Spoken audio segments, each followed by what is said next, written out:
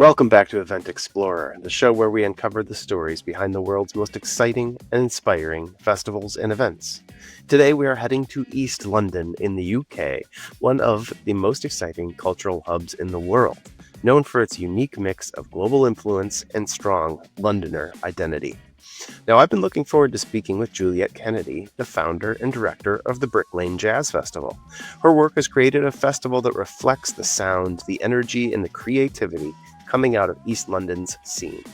It's a curated mix of jazz, hip-hop, neo-soul, electronic, and more, all shaped by a collaborative spirit and deep community roots. Since it began in 2022, the festival has grown from a local idea into a multi-venue experience that shines a light on emerging talent and brings together some of the most forward-thinking artists in the UK and beyond. This year's Brick Lane Jazz Festival takes place April 25th through the 27th, 2025, across the Truman Brewery and nearby venues in East London. Today we'll talk about Juliet's journey, the evolution of the festival, and why the music coming out of this scene deserves your full attention. Now, if you're new to Event Explorer, please reach out on Instagram or to Daniel at eventexp.org and let us know your thoughts about the episode and any suggestions you have for future guests or festivals we should cover. And while you're here, please review and subscribe on the platform you're listening to this episode on. All right, now let's get into the conversation. Okay, welcome back to Event Explorer. Today I am joined by Juliet Kennedy, founder and director of Brick Lane Jazz Festival and creative director of music venues for Truman Brewery.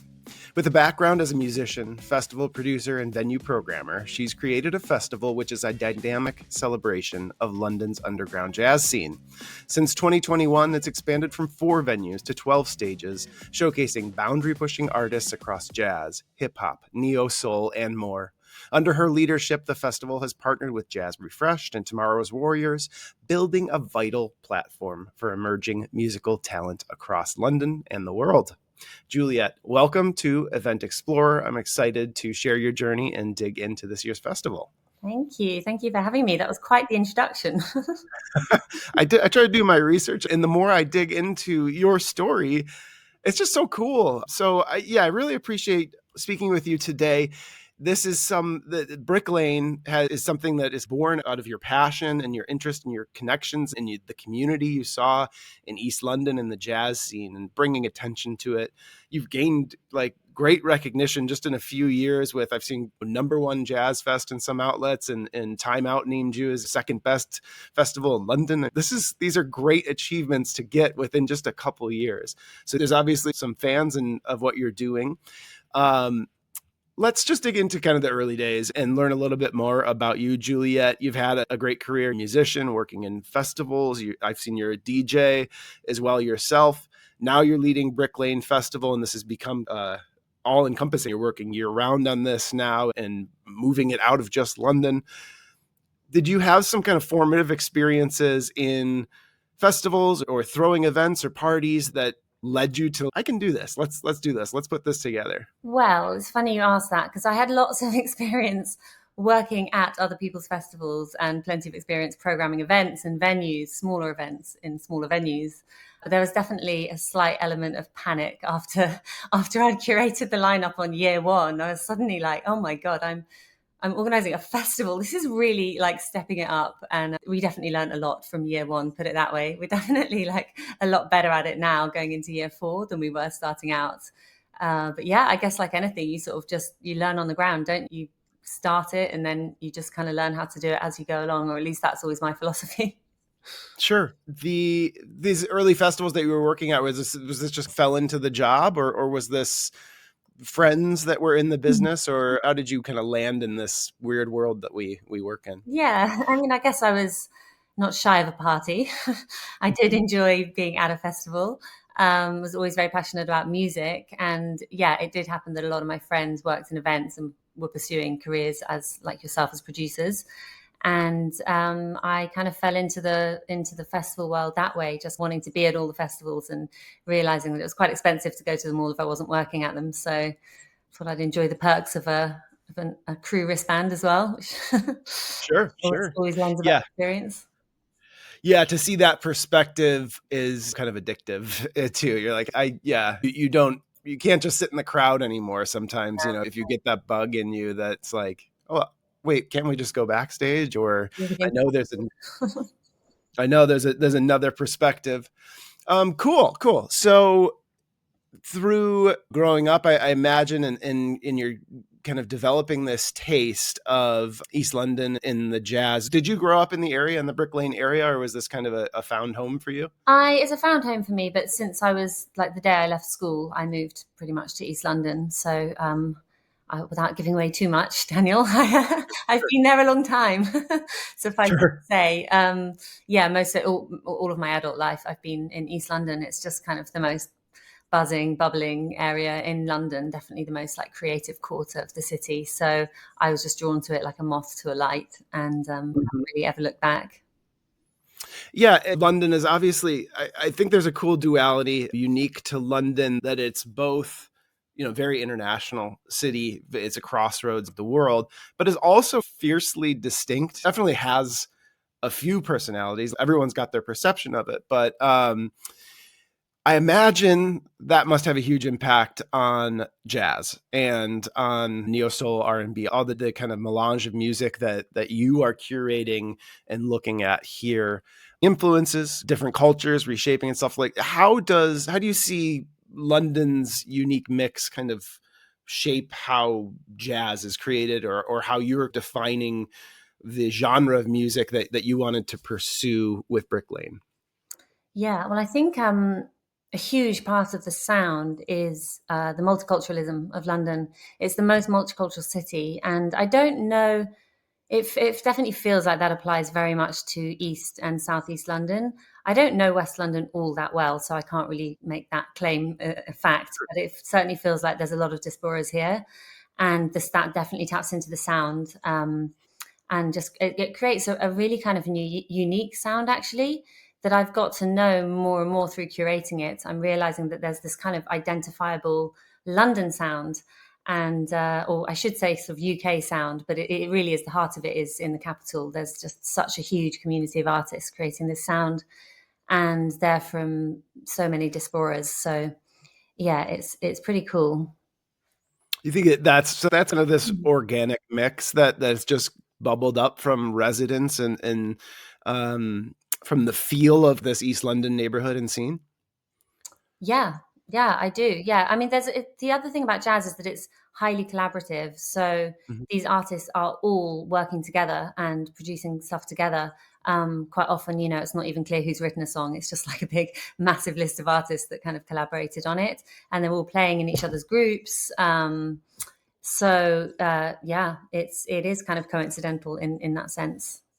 And the other piece of that, we're talking about the city, but then even on a more micro scale. And what I think is really cool about what you're doing is you're shining a light on venues that display this type. I live in Detroit, Michigan.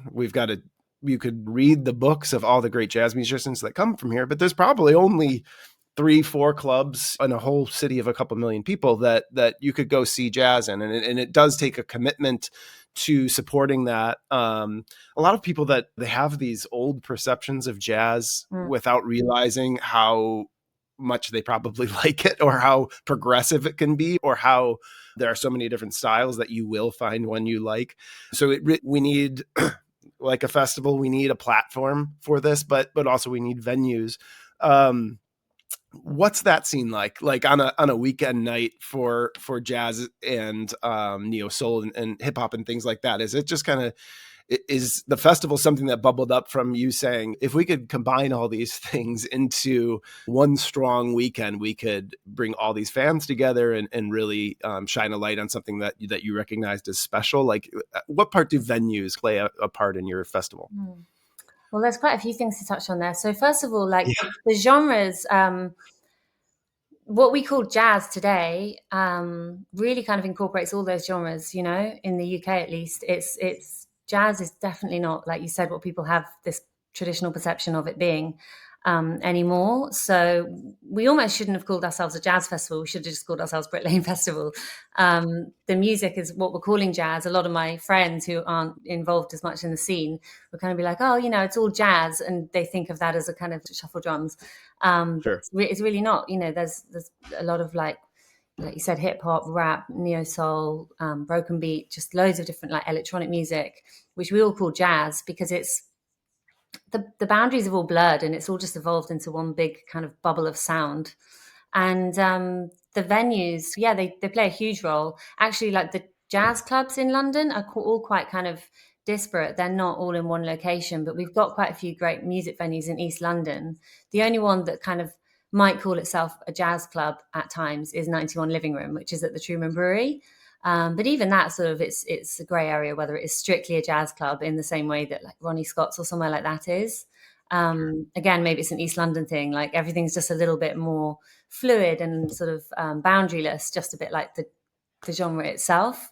So yeah, we've got some amazing venues here. Our main stage is at Village Underground, which is this kind of iconic East London brick warehouse, which is just really brilliant and sort of epic and spectacular during live shows. And we host like really, really fun after parties there as well. And we've got the Jazz Club 91 Living Room, and we've got some other really nice DJ stages, several more live stages in the area, Rich Mix, Juju's Bar. It definitely activates all these sort of venues as jazz clubs for the weekend, but they're showcasing all sorts of music throughout the year. Excuse me. So even for your local, oh, no worries. So even for your local crowd, you were transforming venues into platforms for music that they may not be familiar with as well. Um, we're sort of activating. Yeah, I mean, there's for example like a nightclub 93 Feet East, which is known really well for its dance music nights. It's like a big rave venue, but we'll have world-class jazz musicians playing sets there over the weekend, and it works so well. They've got such a nice sound system, as it turns out, for jazz.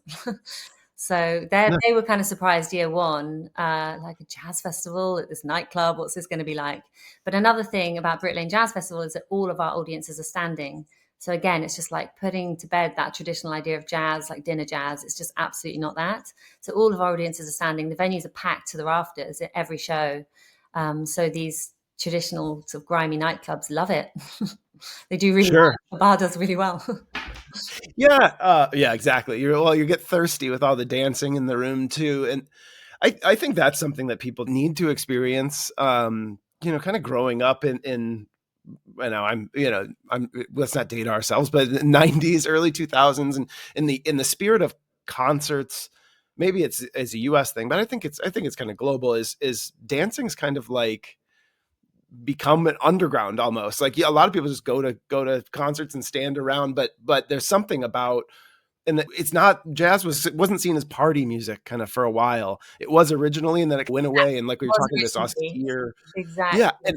And if you're in a club or you're in a room and people are just going at it for jazz, it's like that energy is unmatched because there's a live creativity. They're like, as you said, they're not just playing, a chart that's finished start to finish and you can sing along, but everything that's going to happen. And here's the guitar solo. It's like anything could happen. And I think that incorporated into the idea of a festival that you could go from stage to stage and experience that is really cool. And you must hear great things from people that have had this experience that's kind of novel or new to them. People love the gig hopping. They don't realize how close all these venues are. They're all part of this big site called the Truman Brewery, which it used to be the biggest brewery in Europe. It hasn't brewed beer for about 50 years. But it hosts a lot of these venues, like there's a kind of festival strip where they're less than like a minute's walk from each other. So you really can just go gig hopping. And that makes it quite unique. It is really fun. Definitely. Okay, that sounds amazing. So yeah, from a attendee perspective, what's the weekend like? Is it you get your tickets or your wristband and then you can hop around, and and that's by design so that people don't have to be familiar with an artist to go appreciate or experience something new? Yeah, absolutely. Yeah, you can just gig hop your weekend away. Excuse me, I was shifting a cold. You can gig hop the weekend away, really. And I think a lot of people that do come have heard of the artists, But there's also certainly a chunk of people who just think, hey, jazz festival, that sounds fun. And they're probably the ones that are quite surprised by what they discover there in terms of the artists that are playing. So yeah, as a wristband holder, you can go to all the gigs, subject to capacity of the venues, but there'll always be space somewhere. And we kind of stagger the lineup so that if you don't get into one show, you can make it over to another venue for another one. And the shows start around lunchtime and end kind of 10ish, and then there's DJs and a couple of raucous after parties as well. So, yeah, sounds amazing. Um, so as you said, a platform for audiences to experience new things, but this is also you have made a commitment and you're working with Tomorrow's Warriors, who I'm now becoming familiar with as pushing to keep the jazz scene building and growing and giving opportunities. And then Jazz Refreshed as well. Like, how have these partnerships come about? And then what kind of impact do you think, or is the festival having on the scene itself? What can a festival contribute to help a scene grow or sustain or bring new artists forward? Yeah, well, when I started this festival, I was kind of a newbie to the scene. I'd opened this jazz club, 91 Living Room, and I was like, this is amazing. So even kind of surprised myself at how much amazing music was coming out of London that I hadn't known about previously. And then I had the idea to start this festival, and but I was very aware that I was a newbie, so I did my research, and I was just like, who's been doing this? Who's put in the work? Who's like laid the ground for me to be able to like celebrate and introduce this genre to all these people that don't know it on a bigger scale? And it was just clearly Tomorrow's Warriors, Jazz Refreshed are behind the scene and have been since its kind of explosion. And before then as well. They're just absolutely amazing people and such like incredible platforms, and I feel so lucky to have them as my partners at the festival. So they both run their own stage. They are artist incubators. So jazz, no, well, Tomorrow's Warriors will start there because it kind of takes artists from even earlier in life, from when they're sort of school kids, and it has an amazing space in the South Bank, which I'm not sure your listeners will actually have heard of, but it's this really cool place in London where we have a lot of like theatre and culture, and they train young musicians, young talented people in jazz who might not have otherwise been able to receive that training through lack of privilege. And they're responsible for kind of like everyone who's anyone in the jazz scene, anyone who's like wow and like made any kind of achievement. They've almost always been through Tomorrow's Warriors, and once they are an emerging talent out on the scene as adults, anyone who is anyone has definitely played Jazz Refreshed, who are my other partners. So they are a record label and a charity, and they have this weekly showcase at 91 Living Room where it's just the coolest night. You go and you just see who's producing amazing music, and it's every single week. And they've got a record label. They produce records with these guys as well, who they are championing, and it's very much on the emerging kind of spectrum. So these guys are like launching these artists into the spotlight. As Ezra Collective, who actually won the Mercury Prize this year, they spoke in their acceptance speech about they met at a youth club, and that youth club was Tomorrow's Warriors. So that's kind of a win for all of us, really. Ezra Collective winning the Mercury this year. So yeah, amazing partners, amazing to have them with me. So yeah, making a national impact, international impact from the groundwork that's being laid by these organizations is, I mean, it's incredible, and it's changing how we're defining pop music or whatever mainstream. That a Mercury Prize takes things that were indie and makes them mainstream. So yeah. It's amazing work that they're doing as well with you. And so I saw that from Brick Lane now, where you've done events in Manchester, and you're looking at Paris and even the Barbican of London, so like some bigger venues. So you are now Brick Lane, and you and the team are pushing outside of even your own boundaries and using the festival name or being able to use this organization to push the music into broader audiences. How do you see that kind of expanding in the future? How did that come about? Yeah, it's fun. We just decided to spread our wings this year. We just were like, let's do this like year round and take it to new places. And like I said earlier, like the heart of this scene is definitely in London. There's no denying that, but it is a UK jazz scene. and there's huge like pockets of amazing emerging talent coming out of different cities around the country. Sorry.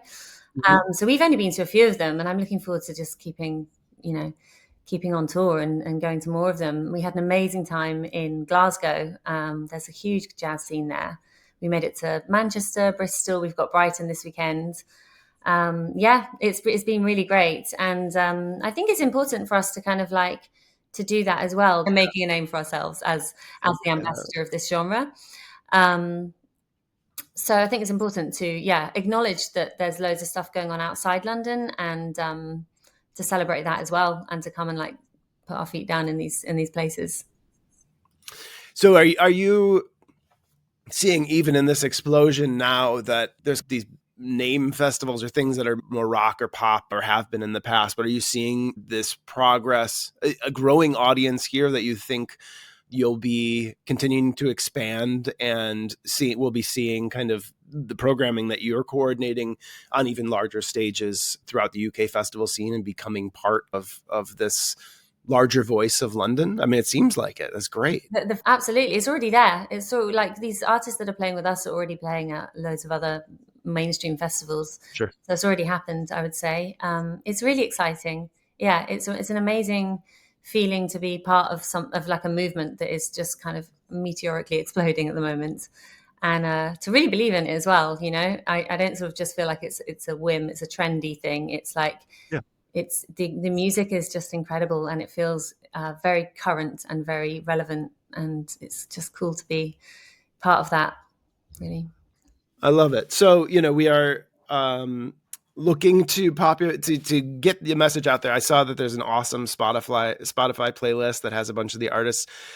I don't want you to pick favorites, but when you're looking towards this year's festival, are there particular artists you're excited about, or you are just excited to see now at Brick Lane, and some maybe returning artists that have really become kind of part of the festival too?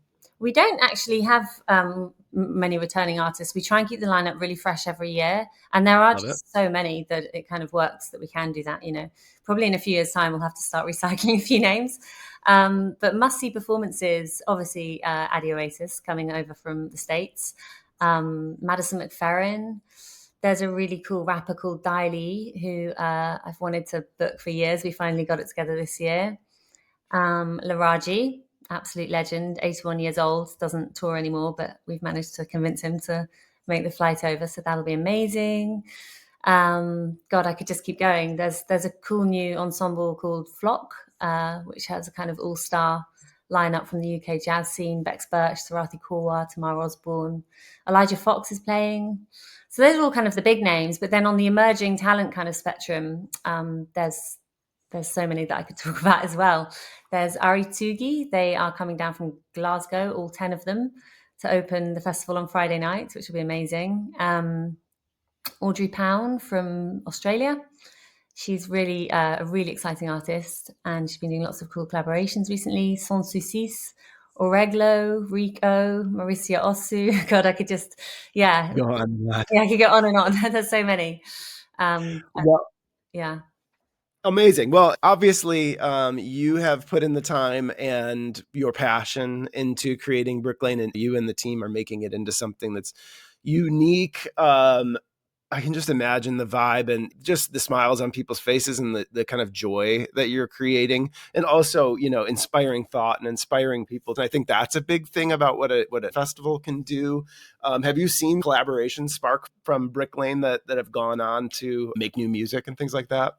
I mean, surely, yeah. I'm sure that there are. Sure. It's a very collaborative festival, which is quite nice actually. Gary Crosby from Tomorrow's Warriors pointed out, he was like, the artists are really touchable at Brick Lane Jazz Festival, and it's true because of the proximity of the venues and because of the collaborative nature of the genre. The artists are kind of like running from venue to venue as well, because they've got to play in all the different bands and get to sound checks and stuff. So you're very much kind of witnessing how collaborative it is, and I'm sure plenty of cool new projects have sparked from it. Awesome. Well, yeah, it's a bit of a festival for the artists as well. It's a community event. It really is. Yeah. You get to see everyone, say hi. I love that. Well, Juliet, this has been amazing. I think the festival is just so cool, and it's opened my ears and musical catalog to a few new artists, which I'm already loving. So, encourage everyone that isn't in London for the upcoming festival to investigate the playlist and follow you on social, so that next year or they change their plans and start making their plans towards Brick Lane for an amazing weekend in East London. So that's April 25th through 27th this year. That is right. Kicking off with an amazing performance on that Friday. So, get a wristband, hop between venues, discover new artists, make some new favorites and some new friends. I mean, it's awesome. It's so cool and such a different vibe, and such a cultural celebration of a scene that is just going to explode, and you're a part of it. So very cool, very cool. I want to thank you for being here today. Thank you so much for having me, Daniel. That wraps up another episode of Event Explorer. A huge thanks to Juliet Kennedy for sharing her story and the spirit behind Brick Lane Jazz Festival. If you're in or around London this spring, don't miss the chance to be part of it. This festival runs April 25th through the 27th across 12 incredible venues in the Brick Lane section of East London. Grab a wristband, discover new music, and experience the pulse of East London's underground jazz scene in person for yourself. And wherever you are, check out the official Brick Lane Jazz Festival playlist on Spotify to immerse yourself in the sounds of this year's lineup and discover a bunch of new artists. I know that I've added a few to my favorites list already. For more conversations with creators like Juliet and to go behind the scenes of the world's most exciting events, follow us on Instagram or LinkedIn and drop me an email, daniel@eventexp.org, and let me know what you thought of this episode. It'd be great to hear from you. Until next time, I'm Daniel Roth. Happy exploring.